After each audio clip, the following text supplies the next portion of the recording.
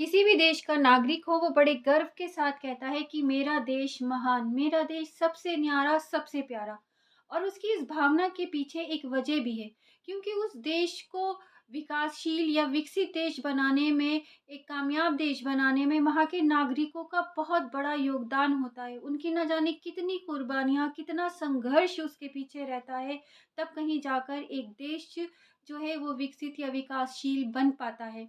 उनकी इन सारी भावनाओं को अहमियत देने के लिए वहाँ पर एक कॉन्स्टिट्यूशन का होना बहुत ज़्यादा ज़रूरी है। कॉन्स्टिट्यूशन एक ऐसी कड़ी है जो लोगों के अधिकारों को, उनके कर्तव्यों को, उनकी ड्यूटीज़ को ना सिर्फ़ सँजोकर रखती है, बल्कि उन्हें ये बताती भी है कि आपको कैसे समाज में अपने आप को लेकर चलना है।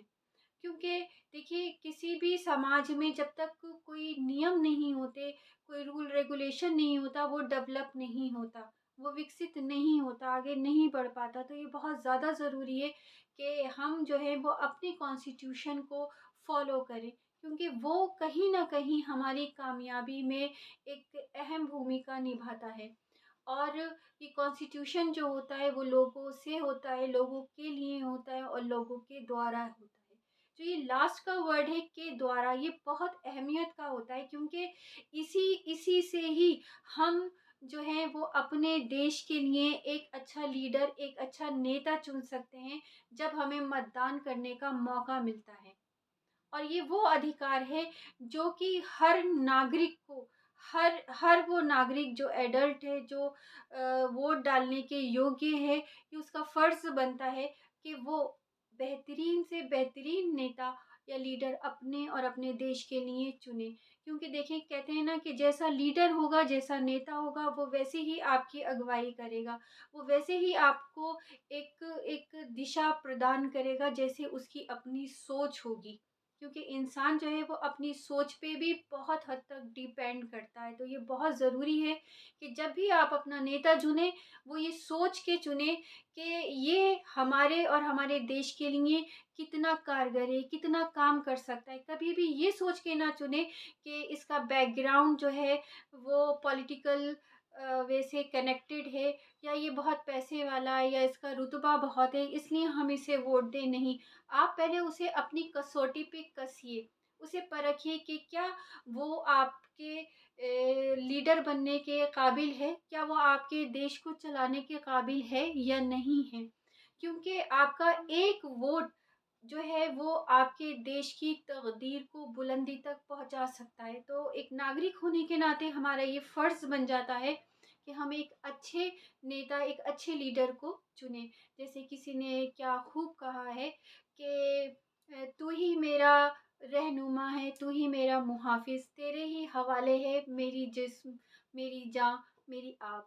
तो हमें एक ऐसा लीडर चुनना चाहिए कि जो ना सिर्फ़ हमारे हमारी सुरक्षा करे, हमारे हितों के लिए काम करे, बल्कि हमारे देश का नाम भी अंतर्राष्ट्रीय लेवल पर लेकर जाए और उसको और ज़्यादा ख्याति प्राप्त कराए। तो हमें अपना चुनाव करने से पहले ये सोच लेना चाहिए कि हमें कैसा नेता चाहिए अपने देश के लिए। और जब भी हमें ये मौका मिले कि हमें वोट डालने जाना हो, अपना मतदान करने जाना हो, तो प्लीज़ हमें मेरी ये रिक्वेस्ट रहती है कि प्लीज़ आप अपने अपने घरों से बाहर निकलें और ज़रूर वोट डालने के लिए जाएँ। अपने वोट का, अपने अधिकार का प्रयोग करें। कभी भी ये ना सोचें कि हमारे एक वोट से क्या होगा। हमारा एक वोट ही हमारे देश के लिए सबसे ज़्यादा कीमती है, और एक अच्छा नागरिक होने के नाते हमारा भी ये फ़र्ज़ बनता है कि हम अपना वोट सही समय पर जाके सही व्यक्ति को डालें, ताकि वो आगे चल के हमारे देश की बागडोर सँभाल सके और हम बड़े नाज़ से ये कह सकें कि मेरा देश सबसे न्यारा, सबसे प्यारा और सबसे महान है। क्योंकि देश है तो हम हैं, हमारे देश से ही हमारी पहचान है। तो अगर आप एक सच्चे नागरिक हैं, तो प्लीज़ अपने वोट का सही प्रयोग करें और मतदान करने ज़रूर जाएँ।